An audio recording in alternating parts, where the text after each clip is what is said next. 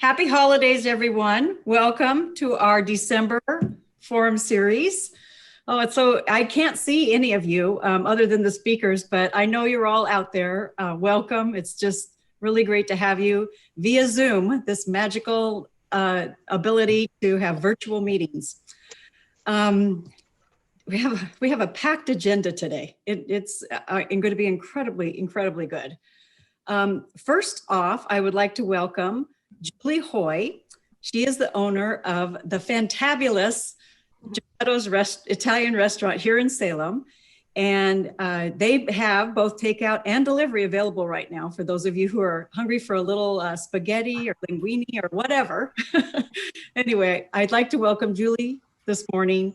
This afternoon, no, it is this morning still. Yes, Julie's going to do our Pledge of Allegiance and our invocation. Julie, it's all yours. Thanks so much, Kathy. Please stand for the Pledge of Allegiance. I pledge allegiance to the flag of the United States of America and to the republic for which it stands, one nation, under God, indivisible, with liberty and justice for all. Well, I am humbled by the opportunity to say the invocation for this morning's meeting, to pray with you all. So let's pray. Dear God, I am truly humbled and grateful for the opportunity to be here in this moment. I am amazed that in spite of my failings, you managed to move through that which I bring to the table. God, you know where we are and everywhere we've been. You are well aware of what we face each and every day. You go before us to prepare the way. You walk beside us always. You also follow behind us and help to clean up the messes we've made. God, you've called us each by name. You know our full potential, not only as individuals, but as community. Help us, God, to strive for that full potential, to work together for the good of all. Give us your strength, oh God. Give us wisdom to know what to pick up and what to leave down. Please, God, grant us your grace that we may see with your eyes and love all others the way you know they need to be loved. Help us not only to see the poor and the hungry, but to seek to serve the least of these. Your love, dear God, never fails. Fill us, I pray, to an overflowing with your love. Bring inspiration, perhaps new ways of thinking, break old habits and bring new life. We know and trust that with you, God, all things are possible. Amen. Amen. Thank you, Julie. Thank you so much. We really appreciate that start. Now, very special, we'd like to pay tribute to one of Salem's finest citizens. Dr. Selma Pierce was born in San Francisco, California. She obtained her BA in biochemistry from the UC Berkeley in 1976, and she received her doctorate in dental surgery, her DDS, from UCLA, go Bruins, in June of 1980. She faithfully served our Salem community as a dentist and philanthropist. Dr. Pierce was on the Board of Trustees of OHSU Foundation, the Board of Directors of Chemeketa Community Foundation, former board member of the Inspire Foundation, Salem Leadership Foundation, and the Marion Polk Dental Society. She was also on the Oregon Tech Dental Hygiene Advisory Board, a grant evaluator for the Oregon Community Foundation, a mentor for Aspire Oregon, and she was involved with Medical Teams International, Rotary, and the Assistance League of Salem-Keizer. Doctors Bud and Selma Pierce were awarded Salem's highest honor in 2009, Salem's First Citizen. Most of all, Selma was a champion for Salem. As Zachary Salicki coined, you can't spell Salem without Selma. Sadly, Selma died after being struck by a car while walking with her son Michael and their family dog in West Salem on December 1st. Join me in watching a brief video provided by our friends at CASA, Marion and Polk counties, and following the video, help me welcome Distinguished Service Award recipient, Mary Louise Van Natta, our wonderful state representative, Raquel Moore Green, and former First Citizen, Dick Withnell. On behalf of Costa of Marion County, we want to pause and acknowledge the tragic loss of a community treasure, Selma Pierce. It is so hard to put into words the grief our community is feeling and will feel for time to come. Selma was a servant leader in the truest form. She walked the talk and put her faith into action. She embodied the tenet, to whom much is given, much is required. Selma displayed the inner strength of a giant and the quiet courage of a lion, always walking with grace and humility. Her smile was a dose of sunshine and a source of silent encouragement. Selma cared and served deeply. Her loss leaves a void that is vast and truly immeasurable. There is no doubt that Selma was met at heaven's gate hearing the words, "Well done, my good and faithful servant." My friends, we lost a gem Tuesday evening, but we have all gained a guardian angel. I know that Selma appreciates our sadness and tears, but she would also expect us to pull up our bootstraps and continue doing the good work. Thank you, Selma. We'll now have Mary Louise Vanetta start a tribute to Dr. Selma Pierce. Hello. I'm always extremely honored to be asked to share something special about Selma and her life's mission to quietly serve, love, and uphold others. We're here today because we're all part of the Chamber family. We're business people. We're affected by the economy and the political environment. And that's something that both Bud and Selma knew. And that's why they sacrificed their private lives to enter into the political realm. And this is how they served us. And as part of their campaigns, both their campaigns, I had the opportunity to spend hundreds of hours with them both. And, as Kathy said, we know Selma's resume well. She was a skilled dentist who gave her time and helped others to help those in pain, a generous donor and a leader on the Chamber board, and a compassionate caretaker for her family and friends and, anyone experiencing crisis.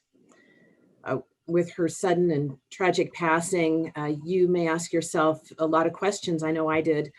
Why Selma? Why now? What does it all mean? And we might even be questioning our own beliefs. And we all have something that drives us. And you may know, or you may want to know more about what drove Selma. And what you need to know about Selma is she and her family are Christians. And I think she would want me to tell you that her motivation to serve came from the joy and knowledge that she's saved by grace. And to me, this verse represents it well. And so I pulled Philippians 2, verses 1 through 11. Think about what we have in Christ, the encouragement he's brought us, the comfort of his love, our sharing in his spirit, and the mercy and kindness he has shown us. And if you enjoy these blessings, then do what will make my joy complete. Agree with each other and show your love for each other. Be united in your goals and in the way you think. And whatever you do, don't let selfishness or pride be your guide. Be humble and honor others more than yourselves. Don't be interested in your own life, but care about the lives of others too. To me, that represents Selma so much. Selma told me a story about a little boy she treated at a school's free dental clinic. And after extracting his tooth, the boy cried and cried. And fearing that she had hurt him, she asked, "Why are you sobbing?" And he said, "Because I don't hurt anymore," he said. And today, Selma and everyone at the Chamber, we all hurt today. But I take solace, and I hope you do too, in the knowledge that, she's free of the pain of this world, and her faith and legacy will inspire each one of us. And thank you for allowing me to speak about Selma today. Raquel. Good afternoon or good morning. Thank you for asking for me to say a few words about Selma. It's an honor to be with you today and to help pay tribute to her. Selma was a woman of integrity, and she deeply loved her family and her community. For me, she was a more recent friend. Over the many years of living and working, volunteering in Salem, our paths had crossed, and finally our intersection was politics. However, it wasn't politics that centered or cemented our friendship. Rather, it was the very fundamental roles that she and I shared. We were both moms and wives. We rarely spent much time talking about politics. I realize that might be hard to believe, but we spent a lot of time talking about children, grandchildren, our husbands, our in-laws, and the like. A friend said to me of Selma's passing, such a tragic ending to a beautiful life. And sometimes in the stark contrast, we have the greatest clarity. Selma was a faithful woman who strived to live a life of virtue and obedience to God. She fought for injustices, and she spoke the truth in a world that would rather go deaf. She sought equality while still retaining the essence of a beautiful woman. When she got knocked down, she rose up, continued on, her eyes set firmly on the goal ahead. She was wise, she was peaceful. Oftentimes she compared herself to others, only to be reminded that she was worthy, capable, and loved. She had hurts and disappointments, but she chose to lean into everything she did with love, mercy, and grace. She was compassionate and forgiving. She emanated charity and kindness. She sought truth, beauty, and goodness. She was my friend, a beautiful woman filled with love who shared it so generously with everyone. And with Selma's passing, we have lost a great champion for everything that is good. May her memory be a blessing to you. Thank you. Thank you, Raquel. And now former First Citizen Dick with Nell.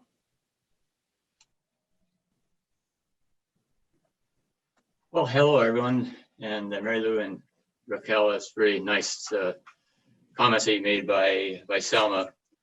The loss of Selma was really a gut check for Gail and me, and for all of us.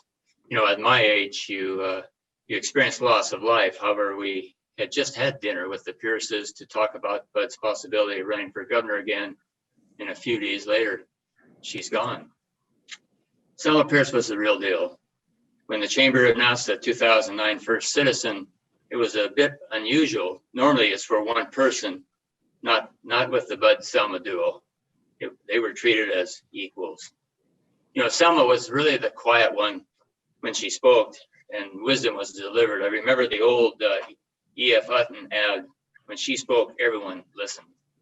I remember the time during the 2016 campaign for Bud, we flew from Pendleton over to Baker City, and there was a large group there, and there was a question directly at Selma, and she just really did a great job at answering the question. And I can remember walking to the airplane afterwards, and I yelled to Bud, I said, "Hey, Bud, we got the wrong person running for governor here." And really, she was really outstanding.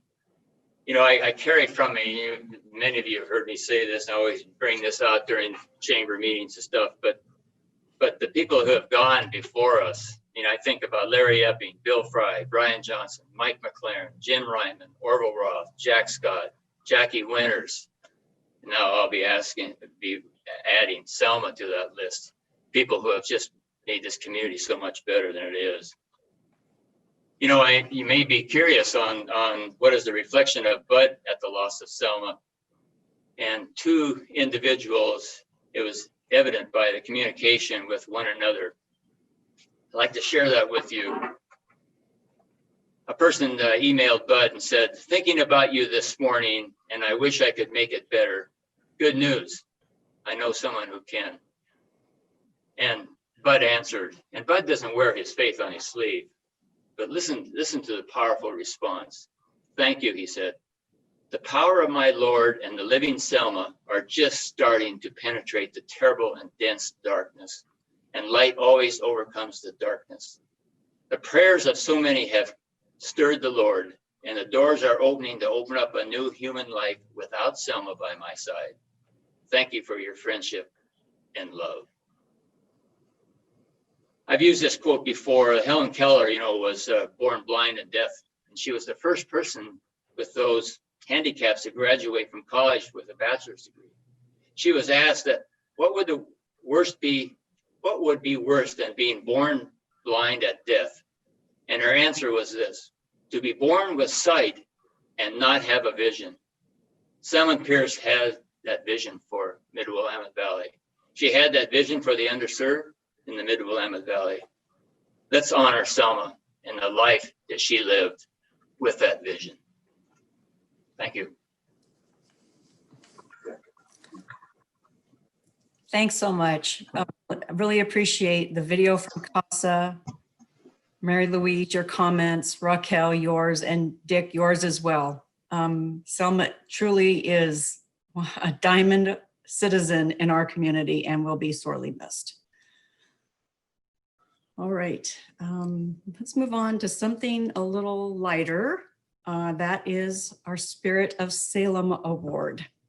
At the Salem Chamber, we believe in having businesses prosper, helping them prosper so that our community may thrive. The Spirit of Salem Award is the Chamber's very special chance to recognize the influencers who put Salem first and inspire individuals to become champions for our city. Today's recipient has touched the lives of so many within the Salem community. Sam Skillern serves as the executive director of Salem Leadership Foundation, a community impact organization that was founded in 1996. SLF is known for its work building bridges between the faith community and the community at large, especially schools, government, businesses, nonprofits, and law enforcement. SLF is also active, working across the denominations and among different religions, helping people of faith practice the sacred art of servanthood in service to others.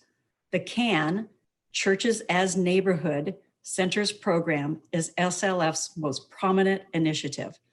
Sam is a Salem son who graduated from South Salem High School in 1977 and Oregon State in 1982, before heading to Seattle for a 14-year career in business consulting and urban ministry. Sam and his family live in a historic 1916 craftsman home and worship at Salem Alliance Church in the Grant neighborhood of North Central Salem, which is also the location of SLF's home office.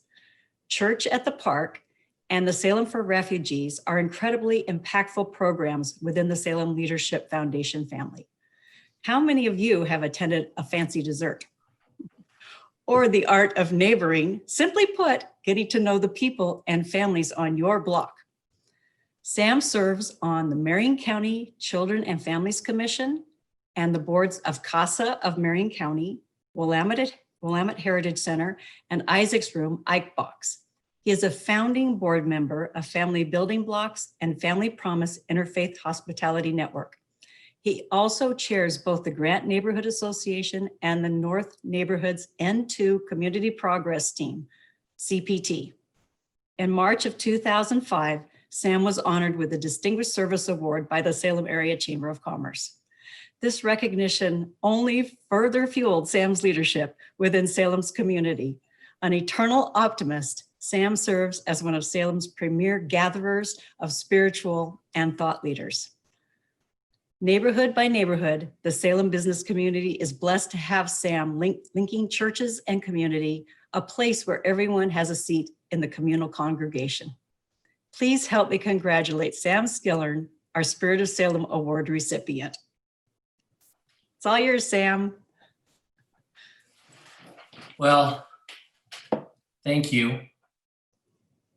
To the miracle of the internet, this just appeared in my office, and wow, that's pretty impressive, Chamber, that you could just make this appear like that. Good job. Very honored, very humbled. Of course, want to include Jennifer and our team at Salem Leadership Foundation. I can't do anything without them. And I love what Dick just said a minute ago. he mentioned several people, and that list is not the only list. There's others on it, but I love the phrase standing on their shoulders. And so all of us stand on the shoulders of others who came before us, and it's their height and their work and their heart that lays the groundwork for what we're able to do. And then, of course, hopefully we're doing the same, and I'm starting to feel the weight of a few people on my shoulders, and that's okay, because those that stand on shoulders can do even more because of the great foundation that those led. So Selma was a huge influence in my life. Man, she spoke wisdom to me so many times. She challenged me, but in that graceful, kind way, but you knew that you were being challenged to think of something or to solve something or to get involved.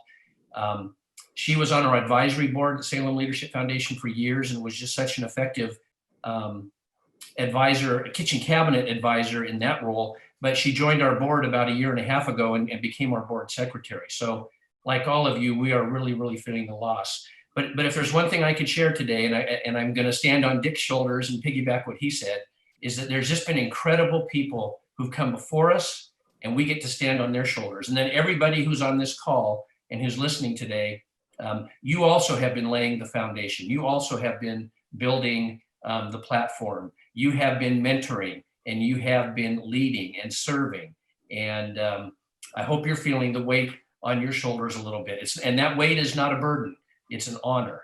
And there's some groups in town. Salem Leadership Foundation is so unique. We don't try to be obtuse and hard to understand, but because of my consulting experience in Seattle, that's kind of how we have built Salem Leadership Foundation. We're the consulting model. So we don't own buildings. We don't own our own programs. It's our happy privilege to be the cheerleader and the promoter, sometimes the funder, the organizer. I'm thinking of just a whole bunch of groups. We're not smart enough to come up with ideas like Salem for Refugees, Salem Free Clinics, the Northwest Hub, Bicycles, social enterprise, Isaac's Room, Ike Box, the Salem Dream Center, the Free Clinics, Family Promise Interfaith Hospitality Network, Family Building Blocks, Church at the Park, Hope Station, Salem Harvest. I mean, there's all these great things that are going that were somebody else's great idea. But we were privileged to kind of just be around in the early going, to kind of come on board, embrace that vision, call others to the table, see what we could do. So this award is just so meaningful because we are kind of in between the cracks and below the radar. And that's on purpose. And we do what we do because it gives us joy, and it's what we're called to do. But my dad always said, we don't do things to get thanked. And I'm going to start getting all emotional thinking about my dad and my mom, Sam and Teddy. And I know Kathy knew Sam and Teddy real well, but Dad always said, we don't do things to get thanked. We do it because it's the right thing to do. But when someone says thanks, that's a special thing, and we need to embrace it. And we need to honor the thankees for taking the time to do that. So it's my honor right now to turn it back on all of you and just say, thank you for this honor.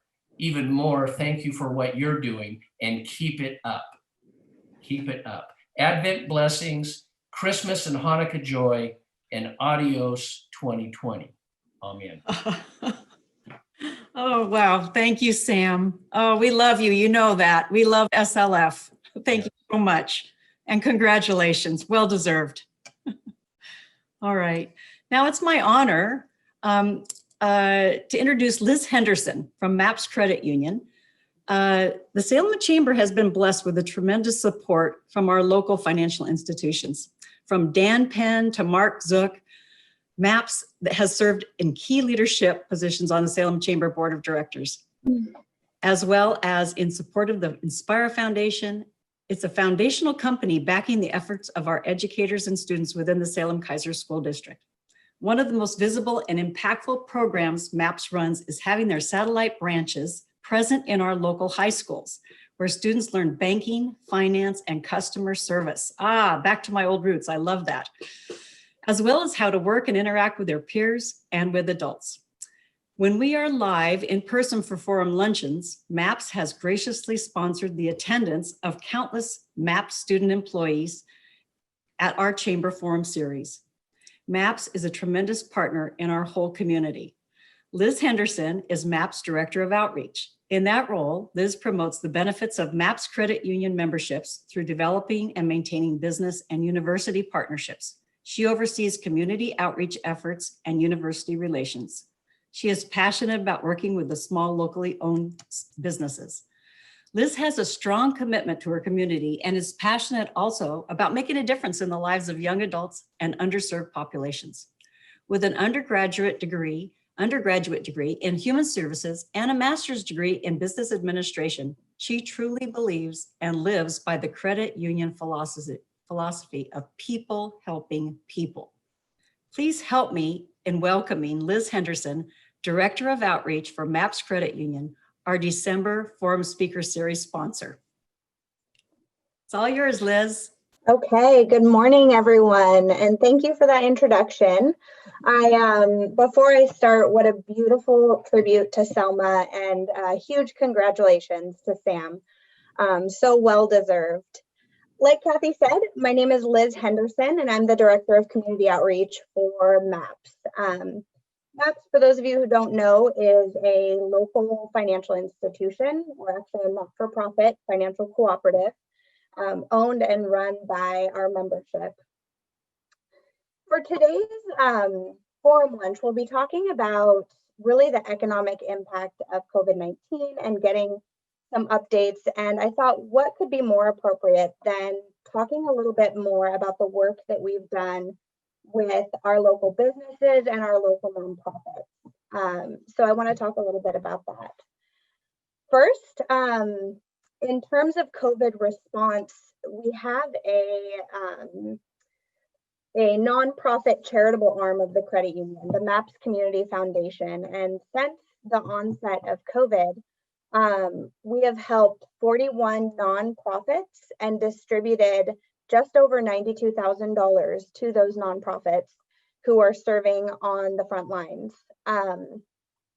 During the wildfires that were in the canyon, we personally called about 1,200 members just to check in with them, make sure they were okay, check in on our business partnerships. And for many of those members, we were able to, because we're a financial institution, just immediately help them with food, gas, groceries, whatever the case may be.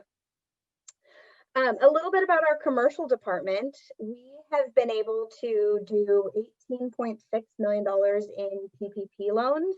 That's about just under 420 loans that we've been able to really move quickly and execute and help those commercial partners of ours. And then finally, and really this is my area, our outreach and our marketing team. A few months ago, we stepped back and we just looked at the hit that some of these local businesses and these restaurants are taking and said, what can we do? How can we do more to help these people out? And so over the last month, just with our giveaways, with our corporate gifts, with our internal employee gifts, we have shopped at least 24 local businesses and spent all of those dollars here in the Mid-Valley. Most recently, we've run a program called 9 Days of Giveaways. So because we have 9 branches, we let each branch pick a local business they wanted to highlight. And then on one day, we highlighted that business and gave away $1,000 worth of freebies. So at Venti's, for every takeout order, the community member would get a $10 gift card to come back. At Gear Up in Staten, every coffee order got a dozen mini donuts, and that was all complimentary of MAPS. Our reason for doing this was purely to help out that business. So it was amazingly well received. And as we wrapped up, one thing just became so clear to me, that these businesses need us now, and they're going to continue to need us.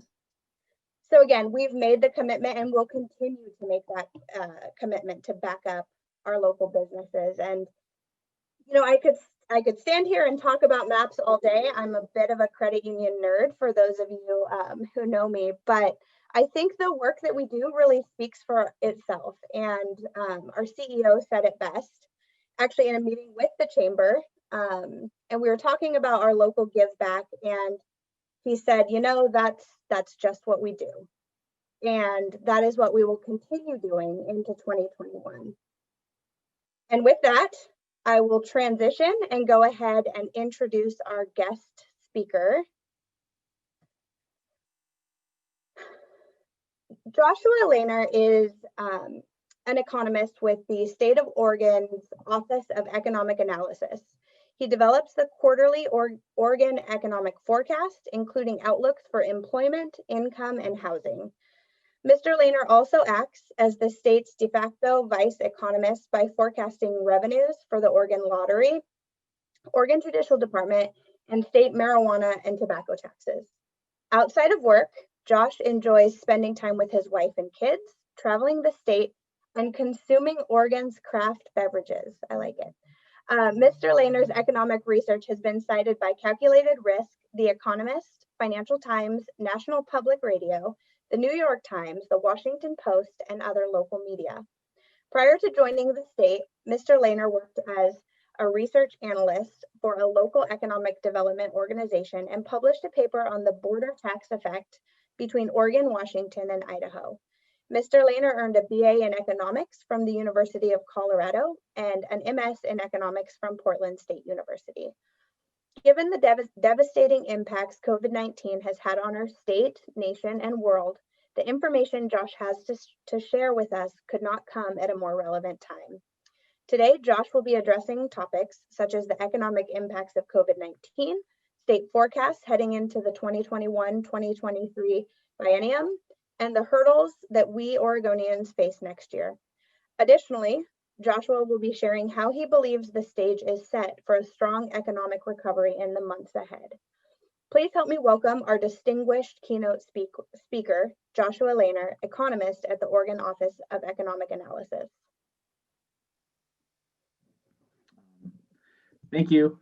Thanks for the introduction and having me. It's a pleasure to be here today. Too bad it's not in person, as we're all used to these Zoom style events after 9-10 months of a global pandemic. And as we were going today, I was reminded with the really heart-touching tribute to Dr. Pierce and the award for all the work that Sam and the foundation are doing.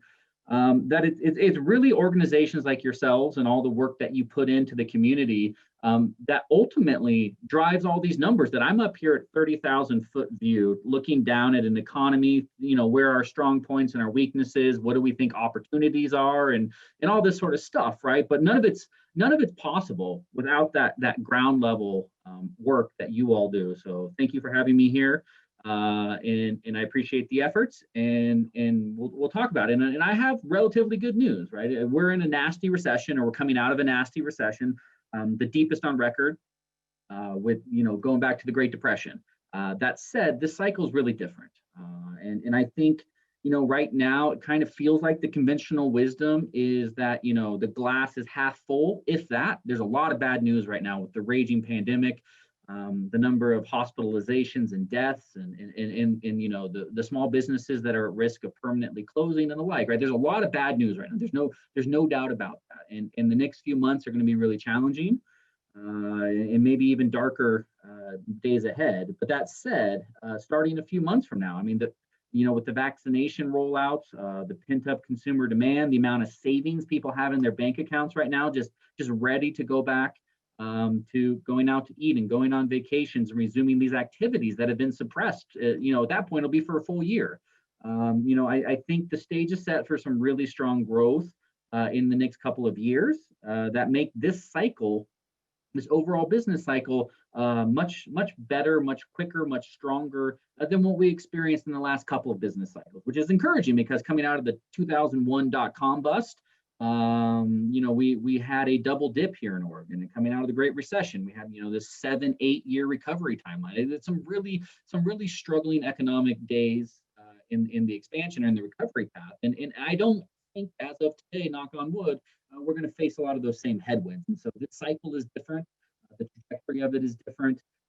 And I think overall it's relatively good news. Of course, it's not good news that we're in a recession. We have a lot of unemployed neighbors and friends and family that are in need of assistance. But in terms of the nature of the cycle and the trajectory of it, it is different and more encouraging, I think, than recent cycles we have experienced.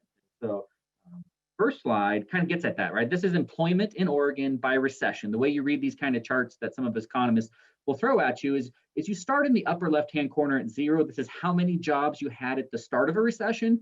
As you drop down, this is your employment losses. So think of it as the severity of the recession. How many people got laid off?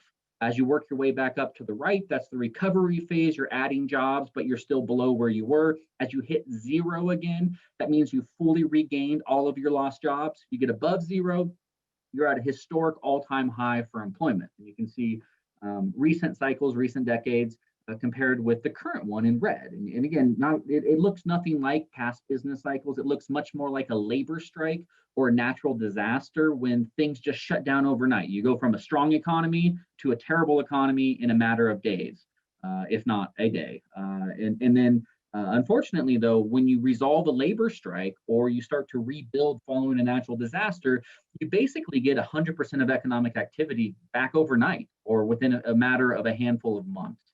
And so, this will take a little bit longer than that. We're already a handful of months into this recovery, but we still think it'll be a couple more years. But you bump it all together, you can see our forecast for Oregon's economy is this dotted red line. You can see coming back, in that 3-year trajectory window instead of that 7-year trajectory window. The last couple of times Oregon has suffered such a large economic shock, coming out of the early 80s when the timber industry first had to restructure, and coming out of the Great Recession when we had a massive debt overhang where households, had inflated home prices, they had too much debt, they had to get their household budgets in order, and it was a slow grind coming out of that recession. We have some slower growth in the next few months as we're worried about the dark winter, the rises in cases in hospitalizations and pullback in consumer spending and going out to eat.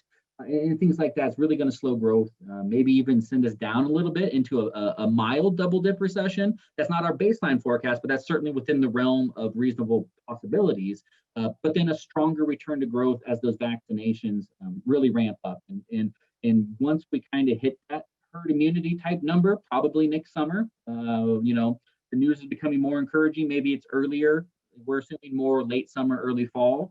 We'll return to in-person school and the like. The school has 2 things that'll do to that acceleration in growth. A, there's a lot of teaching jobs that aren't being done right now by substitute teachers and bus drivers and lunch workers and the like. There's a lot of those types of jobs that are being furloughed right now. So those will all come back. So there's a direct job boost. And then there's a labor force response where we know parents a lot of parents are in a bind today where they kind of have to choose. Do I stay home with the kids and make sure they're on their WebEx meetings and getting their work done and scanning things and taking pictures and uploading it so that they are able to get some semblance of education with distance learning? Or do I go to work and then work, have someone else try and make up the time with the education? So we know parents, moms in particular, and certainly in this country, face that tough choice, that really impossible choice of going to work or staying home to make sure your kids are doing schooling.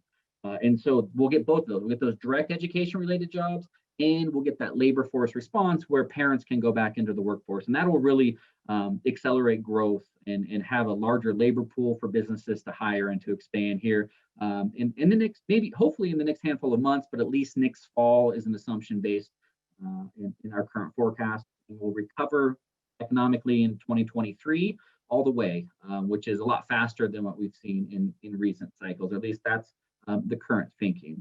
But before we get to some more of that good news, right? Again, I was talking about the bad news. This is the worst the pandemic has been. It's raging right now. We're starting to hit near some of the limits of our hospital capacity.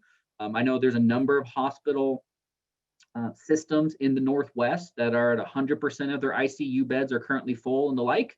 None in Oregon, based on my last looking at the data, but up in Washington, there's some, and Idaho's getting close as well. So these are real constraints that we need to be careful of, because if we breach the capacity of the hospital system, then we're just going to have friends and neighbors that are unable to be treated and cared for, and we would fear the worst outcomes from that. And economically, the concern here is that with the raging pandemic, people pull back out of fear. I'm not going to go downtown and shop. I'm not going to go pick up food to take home because I'm really worried about the spread of the virus when I do so. Even if I'm out, safely with mask and distancing, maybe people are still scared because they know that the community spread is so large. So there's some economic pullback associated with this. And I think the next few months, particularly for bars and restaurants, are going to be pretty bad or continue to be really bad. More broadly across the economy, the main thing about this recession is that it hasn't impacted all sectors evenly, right? The tip of the spear for the recession, and clearly the worst part of it, are really in-person interaction industries that require that. Bars, restaurants, nail salons, barbershops, gyms, fitness studios, that sort of thing, really, A, are being restricted by official policies, but B, are also being pulled back on the consumer end where the people are scared to do these activities. And so the employment at these businesses, the businesses themselves, plus the associated employment, has really borne the brunt almost the entirety of the recession. This predicts that employment declines in Oregon kind of by wage tier, in high-paying industries, middle-paying industries, and low-paying industries. And the low-paying ones, again, the bars, the restaurants, the hotels, the theaters, the movie theaters, the nightlife, entertainment, plays, and that sort of stuff, have really, seen massive declines associated with that. That's what you kind of see. Whereas those middle and high-paying industries, they're not going unscathed, right? These people are still seeing some layoffs and a little bit of income losses and things like that, but not to the same degree that the low-wage workers have. And so this disparity that we're seeing, this increase in income inequality we're seeing,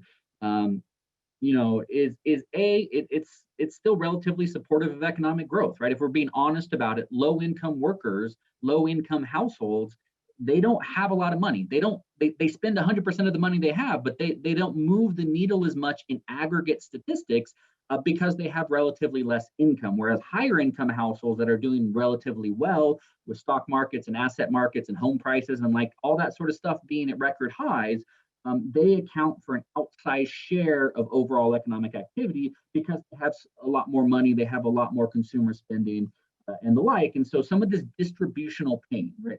These low-wage households certainly have borne the brunt of the recession and potentially risk being left behind. And so we can't lose sight of these downside concerns, very real issues going on in the economy, even with most of what I'm going to say from here on out is relatively good news for the broader economy. We know there's certainly some sectors and some workers that are at risk of being left behind due to the nature of this cycle.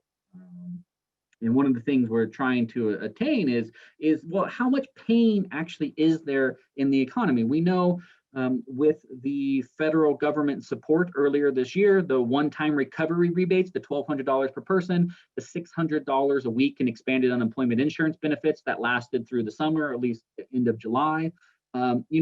Some of those low-wage workers, had the income to support, and they didn't actually fall behind on mortgage payments or rent payments or credit card debt or that, right? They were able to stay afloat financially, even without a job due to the federal support. But now that that's gone, how much is that impacting a lot of these lower income households and the like? And we don't have good data on this. This is just some housing related data coming from a new census survey that was started during the pandemic. This is a new product that the census basically designed and rolled out in the matter of weeks. So we're thankful for the additional data. You can see as of Thanksgiving, we hadn't seen a ton of increase in rental households in Oregon that were behind on rent or expected to be evicted. But as time progresses and we get further and further away from that federal aid, I think we're going to see these numbers continue to rise further into December and in January, as we know the economy will still be weak at that time. And Congress hasn't come up with another federal aid package. They've been debating it. They've announced some compromises. They've announced some proposals that they think could pass, maybe potentially, depending upon how the votes come up. But they still haven't done anything regarding that. So I think, again, the federal aid package maybe isn't critical to the overall economic recovery, but it's certainly critical for our lowest income neighbors, friends, and family who are struggling, especially now that the federal aid has lapsed since the summer. So so with that, those are the main concerns right now. The raging pandemic, the bars and the restaurant industry in the next handful of months, and the workers associated with those industries are most at risk. With that said, the broader economy, the stage is set for some stronger growth. And the main reason for that is as I was saying with that federal aid package, right? Incomes now, aggregate incomes, total incomes, average incomes are actually higher today than they were before the pandemic, which doesn't usually happen in a recession, right? Incomes are still higher today, and we've built up a tremendous amount of savings in the economy today because people in the middle and high income parts of the distribution, we haven't been able to go on vacations. We haven't been able to go out to eat. We haven't been able to go get our hair cut like we used to, and that sort of thing, right? And so that means a lot of this income is just piling up in bank accounts, ready to be spent when it is safe to do so. And that safe to do so date continues to be closer and closer and closer. Not only with every passing day, we're literally getting closer, but all that news on the vaccine front. We started our first vaccinations in the country today. And at first, Oregon was only going to get 100,000 vaccines in the month of December. Now, on Friday, the governor said it's going to be more like 225,000, right? So the vaccine news is becoming much more encouraging, and that timeline for when things are safe to do so is getting pulled forward with all the advancements we're seeing on the medical side. So I think, again, the stage is set for when it is safe to do so. Things will come back relatively quickly, mostly because households because they have the income kind of just sitting there right now.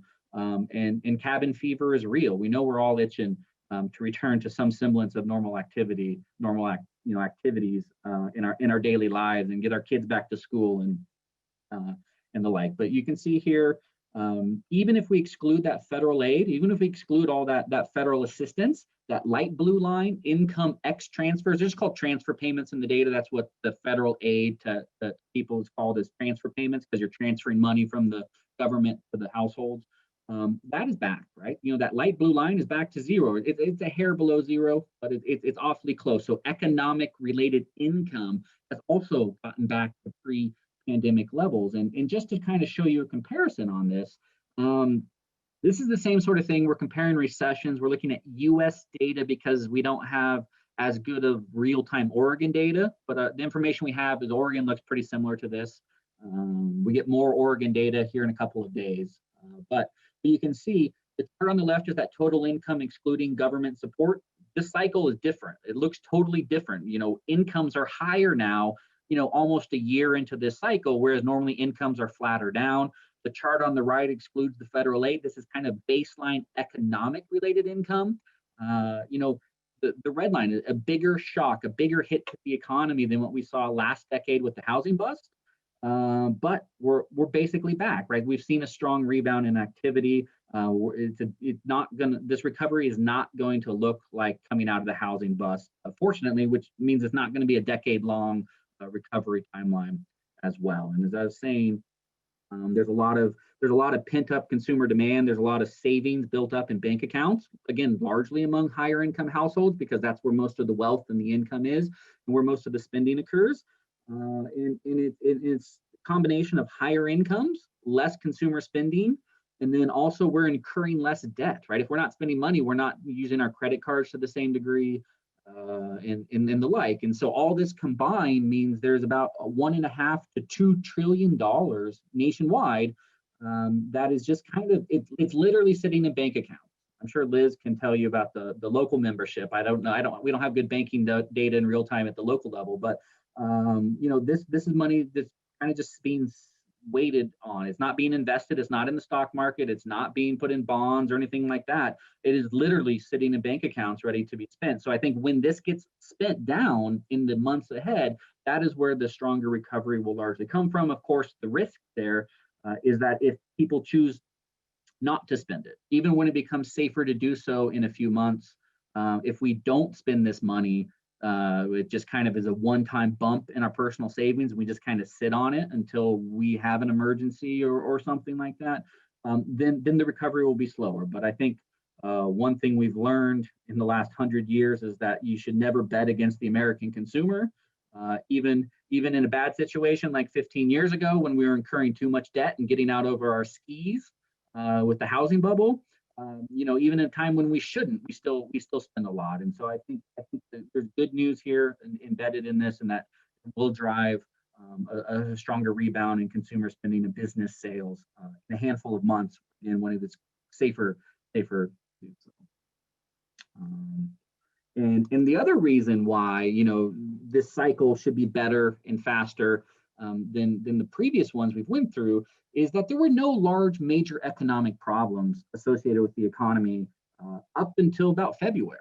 Right here, we're looking at income data across the Willamette Valley, inflation adjusted. So this takes out inflation impacts, and incomes had never been higher, and it had to do with the economy finally getting closer to full employment. I'm not sure we fully reached full employment, but we're getting really close, the closest we had been in a couple of decades. It was the best economy Oregon had seen since 1999, maybe 1979, right? So those would be like the three time periods I'd say was Oregon's strongest economy that we have good data for, was the late 1970s, the heyday of the timber industry, the late 1990s, the heyday of, kind of that first peak of the tech-related boom, and then last year, right? That some order there, 1, 2, and 3. We can argue about the merits of each, but it was a really strong economy. And then the virus was kind of this, what economists call exogenous shock. An outside force came and knocked us off of the expansion.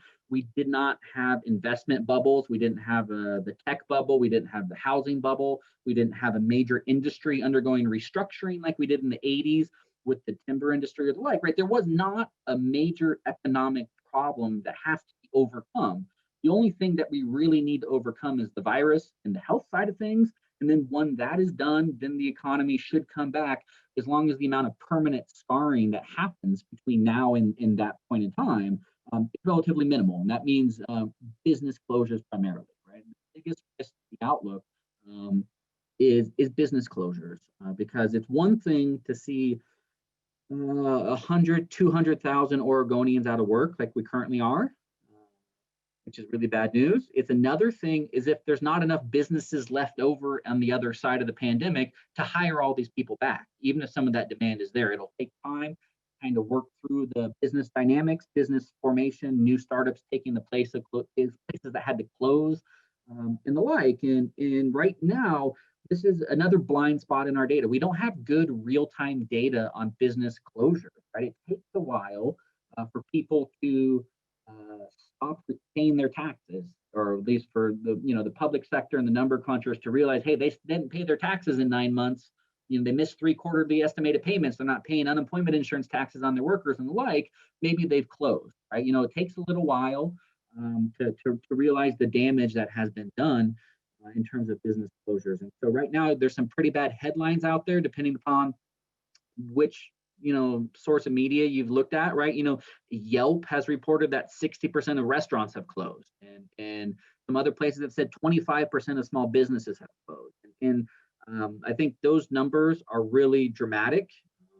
Not that they're not accurate, but they're based on a very limited sample size of only restaurants on Yelp, only businesses that are in this one data set that say 25% are closed. If you look at some real-time data that we have in Oregon, things like liquor license renewals, so bars and restaurants that have an OLCC liquor license, 92% of them are renewing liquor licenses in recent months, right? Whereas normally it's like 97, 98%, but 92% are now. So that's relatively speaking, a loss of 6% of our bars and restaurants, which is big, right? That's still a big hurdle, economic hurdle we're going to need to overcome, but it also isn't, a 60% figure. So it's how much damage are we going to see is a real risk to the outlook, and we don't know yet. The longer the pandemic drags out, certainly if we get no further federal aid in the form of a paycheck protection program type loan again, or something like that, I think some of that damage will continue to mount over the next 3 or 4 months.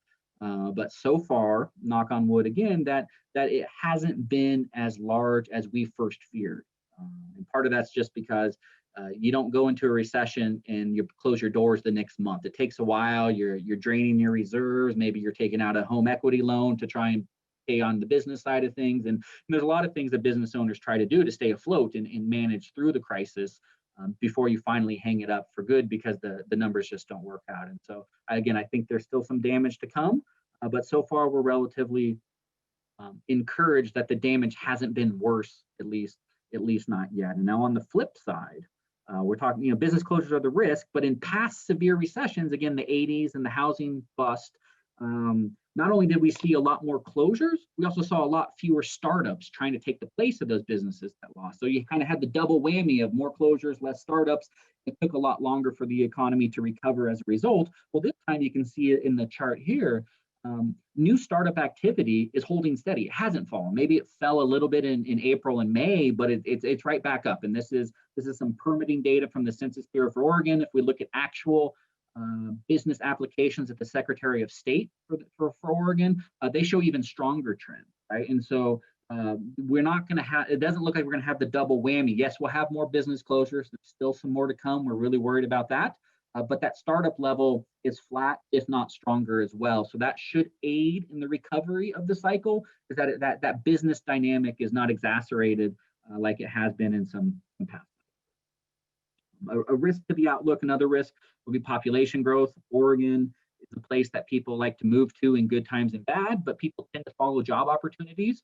And so in a recession, when job opportunities dry up, people kind of hunker down and don't move as much as they do during good economic times when jobs are more plentiful. And so our forecast for population growth has been reduced in Oregon due to COVID and the recession. The question is how much? There's some pandemic related migration, people, leaving Manhattan, or leaving San Francisco or whatever, and moving to places like Oregon. That certainly happened a little bit, but our expectations are that pandemic related migration is not large enough to offset the normal traditional recessionary dynamics where people kind of hunker down and don't move when there's no jobs available. And so we have a lower migration forecast. This matters.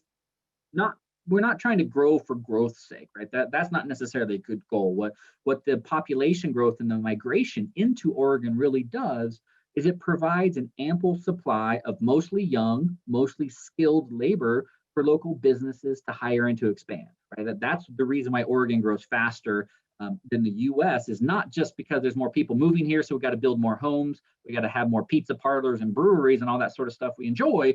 Also that it allows our manufacturers, it allows our consulting firms, it allows our advertising firms and our healthcare system, right, to hire workers at a faster rate because there's so many local residents in search of jobs. So that's what we care about from an economic perspective, and that tends to weaken in a recession. And so that's something to keep in mind. An added factor, certainly in the Valley, or certainly in the Salem area, in the Medford area in particular, would be the impact of the fires. There's the direct economic losses associated with the fires, the loss of timber harvest, the loss of outdoor recreation opportunities. There's all sorts of supply chain delays, and the smoke kept people indoors for about a week. We couldn't go out. You choked on the air. And so that hurt a lot of businesses as well. Just even a temporary disruption like that for everyone got a temporary disruption. Of course, the direct timber related industry has a much larger impact.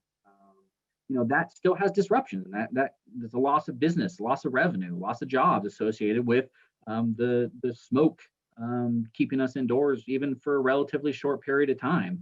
And so the concern here is, what are the long-term implications associated with this?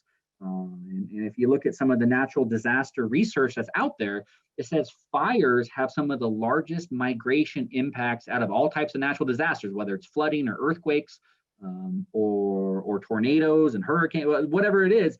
Fires have some of the largest out migration impacts out of all the types of natural disasters. And that's a concern, because I just talked about all the reasons we care about migration for Oregon.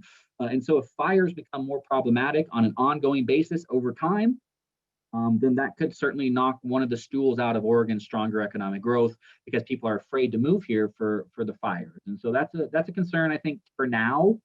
The fires were largely up the canyon, outside of Salem, outside of Eugene, south of Medford, between Ashland and Medford, right, Talon and Phoenix.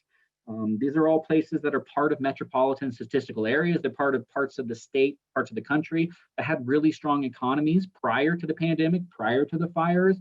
And the major population centers, the major job centers weren't really impacted. Most of the places that burned, were smaller towns on the outskirts of the cities. And so we think the silver, there's no silver lining here, but one of the potential impacts is because the major job centers are still intact. that the people are more likely to remain local and rebuild because their jobs are still here. They didn't necessarily lose their jobs to the same degree that we lost physical destruction, lost the timber, lost the homes, and the like. So this is something to keep an eye on. We're worried how much of this will increase in the years ahead and what impacts it may be. And so we've done some rough accounting of it and put some in these impacts into our forecast. More housing starts to rebuild.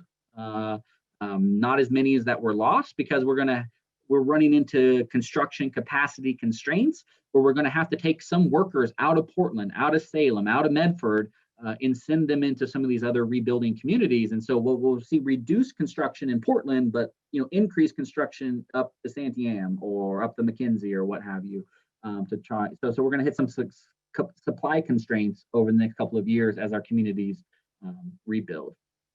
Finally, I'll mention, in Salem, the whole Willamette Valley economy is highly integrated, right? From Portland to Eugene, people live wherever they want to live and they're commuting to jobs wherever their jobs may lie.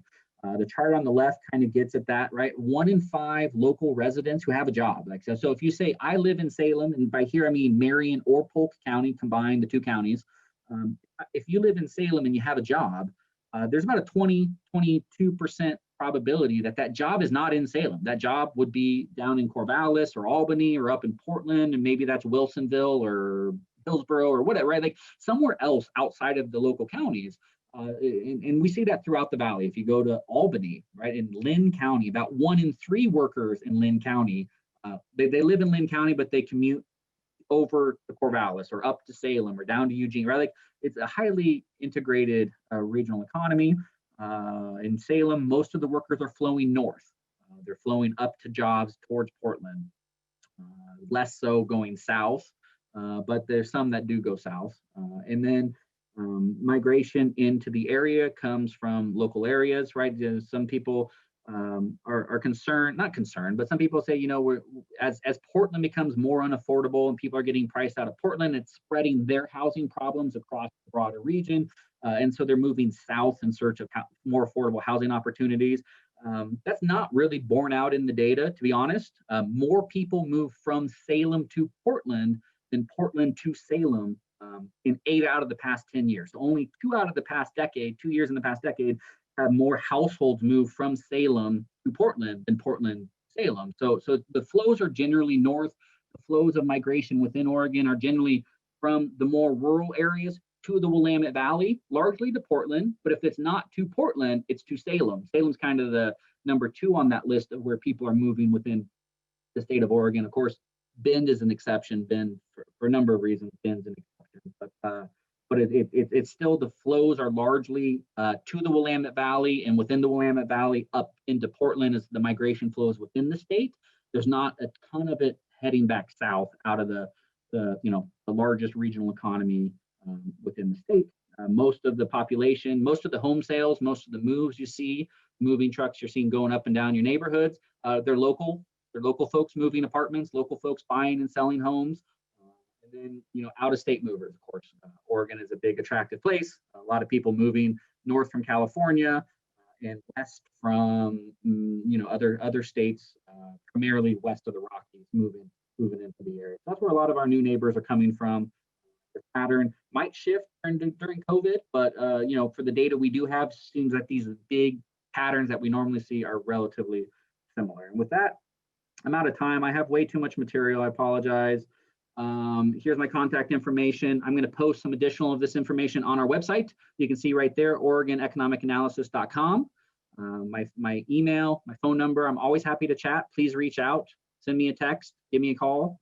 If you have any interest in discussing anything regarding Oregon and Salem's economy or tax revenue and the outlook, I'm always happy to chat and help out where I can. So thank you for your time. Thank you very much, Josh. And I will walk us through the Q&A portion best I can here with you. If you wouldn't mind pulling your screen share down. First question that got submitted, a number of these were submitted prior, Josh, so I'm going to read a couple. With the loss of collegiate sports, specifically football, What do college athletics look like in the budget ahead? And are other programs at a similar risk as being cut similar to what has occurred in Minnesota and Iowa? You know, that's a hard one to say because Division I athletic department budgets are hard to parse in terms of how much they're actually receiving from the main university's general fund and the like. The data is coded all sorts of ways to kind of hide the subsidies that athletics generally get, despite the popular notion that football pays for everything. It probably does here in Oregon, but that's not the case at a lot of universities. So I don't know. I don't want to speculate on it. I will say that outside of football, most athletic budgets are negative, and it's a stretch to pay for those costs, even in good times. With a number of our restaurants obviously being closed for 2-week periods and extending outside to where mostly only deliveries and to-go food are occurring, a number of restaurants rely on lottery dollars to assist them in their survival. In fact, some have boldly stated that without lottery funds, their restaurant will not survive, and so the closure doubly impacting them. What is your view on the role of lottery and the revenue source that it provides looking forward? Should restaurants continue to be shut for in-person traffic? That's absolutely right. And obviously we have establishments that are almost entirely built on lottery. Now they sell some microwave burritos and stuff too, but I think we're talking more about the sit-down places that have the secluded room. You know, it absolutely is a revenue stream in a relatively easy one to establish, relatively speaking, as long as you have that enclosed room and some electrical cords. Lottery has come back really, really strongly. Obviously with the shutdown, it's $0, but you know, the strength in video lottery sales over the summer as things reopened, you know, surprisingly strong. You know, we immediately went from 0 sales to 80% sales, and then by October we were at 100% sales. Like it came all the way back, which then it provides another boost to the local businesses and a revenue stream for the state. And so people's appetite to get out and resume normal activities is very strong. I think the video lottery is one indicator of that. And so some of the counties are opening now, right? They're already open. We're getting 25-30% of normal sales right now, just because some counties are open and the other ones are shut. So I think, you know, when those are allowed to resume, then I think those sales are going to come back quickly again, because we already saw it once during the middle of the pandemic. In your analysis of the health of different cities across Oregon, are there identified cities that are doing better than others? And for what reason have you identified their strength in the economy versus those that are struggling behind? In terms of the private economy, you know, it's been interesting. The places that got hit the hardest first were very tourism and travel dependent. So you look at the North Coast, you look at the Gorge, you look at Central Oregon, places like that. They saw the largest negative hit immediately because people didn't go on vacations, they stopped traveling and the like. Since then, those places have all come back. Well, not all the way. Right? They've come back strongly as people started driving around more. Right now, people are driving 90% of what they used to. So you know, I went and picked apples in the Gorge, that sort of thing, right? Like we do some, and locally, but you know, we have resumed some of these activities. These tourism-based economies have come back pretty nicely, relatively speaking, for a bad cycle. The places that are doing the worst today are largely Portland and the rest of the Willamette Valley. Portland is the worst performing economy in the state right now, or the largest losses relative to pre-COVID expectations. I think a lot of that has to do with the business travel. Even as personal travels come back, and we, you know, went on vacations a little bit within the state, went camping more, stuff like that. Business travel hasn't come back. The working from home issues are impacting downtown Portland. That's probably the protest too. And so a lot of those places, those traditional downtowns that rely on commuters coming in, plus the business travelers staying in the hotels and things like that, are really suffering the most. And so places that are, you know, the more urban areas of the state are doing worse than a lot of the rural communities in the state, which is different than in past cycles. You are on the Salem Chamber call, so this again is a regional question. Do you see industries growing or retracting differently in the Willamette Valley versus the rest of the state in the next couple of years? You know, I think the underpinnings in the years ahead are pretty much the same everywhere as we get back to some of these activities. And so getting our haircuts, maybe going to the movie theaters if they exist and not just turned into streaming anyway. As you know, I think the business travel is the key one in terms of making the urban areas different than the rural areas. But I think all of these in-person consumer service sectors are going to come back everywhere, roughly the same. So I don't see a lot of differences there. If we get to the longer run outlook, some of the stuff I skipped over, then it's going to be more about investments, business investments in new equipment, new warehouse space, increases in educational attainment, the types of jobs that are being created with that. You know, that we certainly see that emerge, where Portland's a little bit different than the rest of the valley, which is a little bit different than some of Southern Oregon, which is different than Eastern Oregon, right? Like we'll see some of these trends reemerge that we expect to see, but I think that's not going to happen for a year or two down the road. Right now, it's all about you know, getting back to some of these normal behaviors in terms of going out to eat and stuff like that. Yeah, we're cautiously optimistic, but unfortunately, we realize that a number of the businesses that are going to have ultimately closures and downsizing and the like, maybe 6 to 12 months off from now, depending on when we can get things back fired up. Josh, with your permission, we will publish your full PowerPoint for the slides that you were not able to get, so our guests can see that. With that, thank you. I'm going to turn it over to President Gordon to do a wrap up, and Josh, thank you again for coming to meet with our group today. Thank you. Thank you. Thanks, Tom. A big thank you, Joshua. That was really good information. Our businesses need to hear not only how different this recession is, but also that it's going to be tough for a while yet. But hopefully there is, it will be different and that it won't last quite as long as it has in the past. So thank you, Joshua. Really appreciate you coming in on today. And I want to thank Liz Henderson from MAPS Credit Union for being our event sponsor today. Thank you so much for all you do in the community. It's amazing.